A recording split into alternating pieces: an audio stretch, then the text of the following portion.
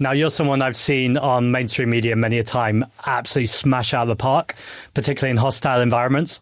But you've said that you're just not going to do that anymore. What's going on there? I've been doing this for what feels like a very long time now. Like, I was often kind of getting wheeled out to go on GMB and Politics Live and Question Time as the kind of lefty economic and political commentator, and became a pretty kind of prominent face, I guess, in the British media, which came along with a lot of hostility and a lot of kind of anxiety and all that sort of stuff. And I just started thinking a little bit more critically about how the media ecosystem in this country is set up, the way in which all of the questions are framed in this kind of very combative style that also doesn't really allow us to dig into the questions that matter.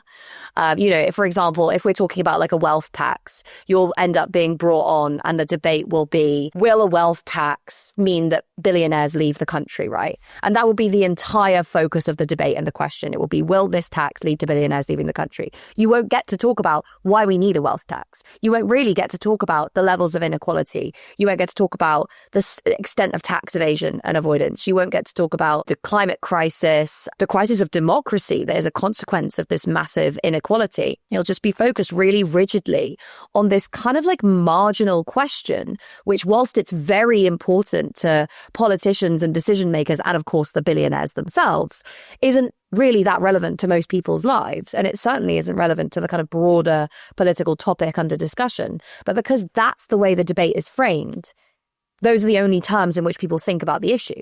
So then you'll go out and start talking to people about a wealth tax and they'll be like, oh, won't that mean that billionaires will leave the country? And then you'll end up getting into the same debate of no, it won't, yes, it will.